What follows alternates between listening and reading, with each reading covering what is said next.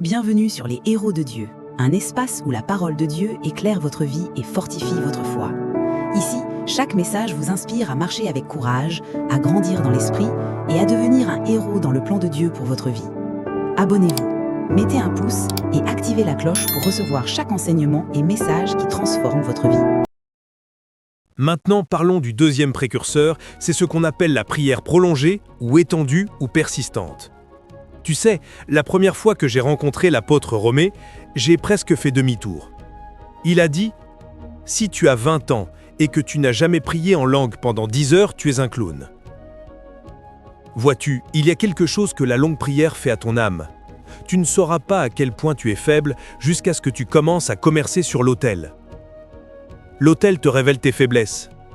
Et ce qu'il fait, c'est qu'il te développe afin que tes faiblesses deviennent ta force. C'est pourquoi Jésus est venu dans Luc chapitre 18 verset 1. Il a dit « Les hommes doivent toujours prier et ne pas se décourager. » Cela signifie que la seule façon pour l'homme d'être restauré pour être comme Dieu, c'est par la prière. C'est le mode de défaut de l'homme de prier. Nous avons été créés pour la prière, parce que la prière est une infrastructure spirituelle pour se connecter essentiellement à Dieu. Ainsi, un homme qui ne prie pas ne comprend pas comment se relier à l'esprit. Il peut étudier cet esprit à partir de livres, mais pour qu'il entre dans l'environnement de cet esprit et apprenne les voies de cet esprit, il doit engager cet esprit de manière expérimentale. La prière est précieuse pour nous afin d'interagir avec l'Esprit de Dieu, jusqu'à ce que nous devenions comme lui. Alors Jésus a dit « Les hommes doivent toujours prier et ne pas se décourager. » Mais il y a beaucoup de croyants qui ne prient pas. Tu peux penser que tu es fort. Si tu veux vérifier ton énergie dans l'esprit, il peut te regarder et te dire « Ne voyage pas demain. » Tu ne lui as rien dit, mais quelque chose s'est activé, il a pris ses outils dans l'esprit. La Bible dit « Ceux qui attendent l'Éternel renouvellent leur force. » Cela signifie qu'il y a une force dans l'esprit qui n'est pas naturelle. Tu peux commencer avec Dieu par ta force naturelle, comme tu es venu à l'église par ATP. Mais pour faire l'affaire que nous faisons sur l'autel, tu dois recevoir un autre type de force. Il a dit dans Ésaïe 40, verset 28, « N'as-tu pas entendu ? Ne t'a-t-on pas dit que le Dieu éternel ne se lasse ni ne se fatigue ?» Cela signifie que lorsqu'il vérifie le lexique de l'esprit, le seul être qui n'a pas la capacité de devenir faible ou d'être épuisé, c'est Dieu. Mais ils sont allés plus loin car il y a une sagesse. Nous avons examiné tout le domaine et seul Dieu a la capacité de continuer à opérer sans devenir fatigué ou épuisé. La raison, c'est parce qu'il est El Shaddai. En tant que El Shaddai, il est le Tout-Puissant, le Multisaint. Il soutient tout et n'est soutenu par rien. La dépression n'est pas compatible avec sa nature. Il dit « N'as-tu pas entendu ?» Parce que cette chose est populaire dans le royaume spirituel. Tous les esprits savent que Dieu ne sait pas comment devenir faible. Mais il a maintenant dit qu'il y a une technologie qui l'a rendu disponible pour l'humanité. Ceux qui attendent l'Éternel renouvellent leur force. Quelque chose leur arrive, une dimension de Dieu est téléchargée, alors il s'élève avec des ailes comme des aigles. Il dit soudainement « Un homme », parce qu'avant de te donner le contrat, il a dit même le jeune homme se lassera et tombera complètement. Cela signifie que parmi la race humaine, les jeunes hommes sont les plus forts. Cependant, comparé à l'Esprit de Dieu, les jeunes hommes ont un destin de faiblesse et de lassitude. Mais qu'ils soient jeunes, vieux ou faibles, il y a une technologie dans Dieu. Il dit « Ceux qui attendent l'Éternel s'élèvent avec des ailes comme des aigles. » Quelque chose leur arrive. Ils courent et ne se fatiguent pas. Ils marchent et ne défaillent pas. Pourquoi ? Parce qu'ils sont devenus comme Dieu. Ainsi, les possibilités enfermées dans Dieu peuvent aussi opérer dans un homme. Ce n'est pas parce que l'homme est jeune ou vieux. Ce qui fera que les dimensions de Dieu s'expriment dans un homme, c'est sa sagesse de profiter de la prière. Parce que lorsqu'il commence à prier, ce qui fait de Dieu ce qu'il est et ce qui lui donne sa particularité, ces mêmes dimensions peuvent commencer à s'exprimer à travers un homme. Donc tu peux voir un homme de 50 ans prier en langue de 18h à 6h du matin. Si ton avantage c'est ton don ou ton charisme, tu es faible. Tu ne le seras pas jusqu'à ce que tu entres dans l'arène du combat.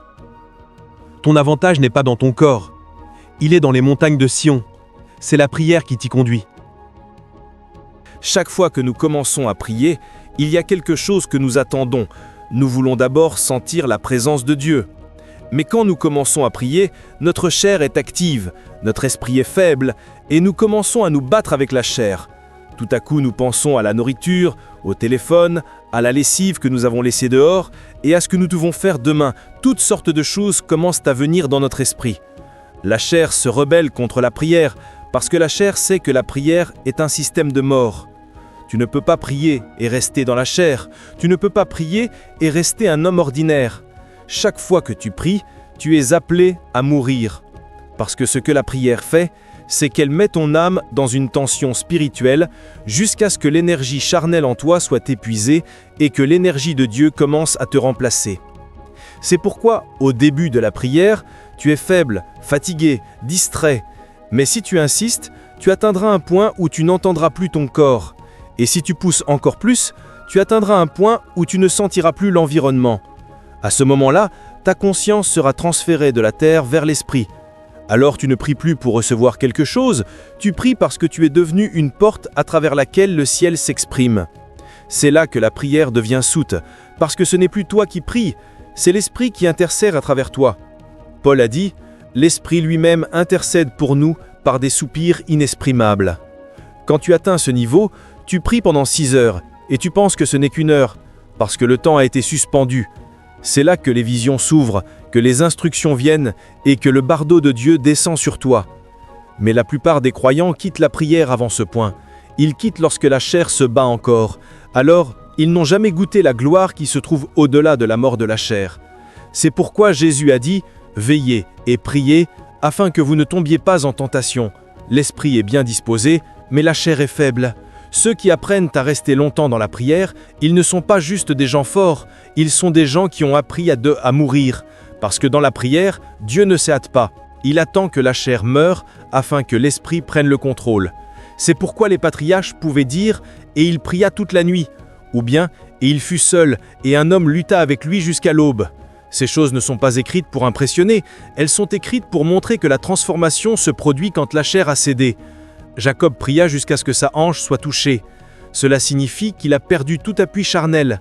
À partir de ce jour, il ne marchait plus comme un homme normal. C'est le signe de quelqu'un qui a rencontré Dieu dans la prière. La longue prière n'est pas une activité religieuse. C'est un champ d'entraînement pour les esprits. C'est là que tu apprends la discipline du silence, l'art de la persévérance et le langage du feu. Car le feu de l'autel ne descend jamais sur des prières courtes. Le feu descend quand l'autel devient chaud de persistance. La prière prolongée n'est pas pour obtenir des choses de Dieu, elle est pour que Dieu t'obtienne. Parce que pendant que tu restes longtemps avec lui, tu es brisé, fondu et reformé. Alors, ce n'est plus ta volonté, mais la sienne. Ce n'est plus ta voix, mais sa voix. Ce n'est plus ta force, mais sa force. C'est ainsi que les hommes deviennent des instruments du royaume. Dieu ne se sert pas des hommes pressés, il se sert des hommes qui savent attendre, ceux qui ont appris à s'asseoir dans le feu jusqu'à ce que leur chair fonde. Alors, quand ils sortent, leurs paroles portent un poids spirituel. Leurs regards peuvent transmettre la vie et leurs gestes peuvent guérir parce qu'ils ne sont plus des hommes ordinaires. Ils sont devenus des conduits de Dieu. Voilà pourquoi, avant que Dieu ne t'élève, il t'appelle dans la prière prolongée. Non pas parce qu'il veut te fatiguer, mais parce qu'il veut t'équiper. Car dans la prière, tu perds ta peur, tu perds ton orgueil, raisonnement humain, et tu gagnes la nature de Dieu. Alors, un homme qui a appris à attendre Dieu, même si tout le monde s'effondre autour de lui, il reste debout. Parce que sa force ne vient pas de la terre, elle vient de Dieu. C'est cela, la technologie de la prière prolongée. Elle transforme les faibles en puissants, les timides en audacieux et les hommes en Dieu sur la terre. Nous sommes bénis ce soir. Louez le Seigneur.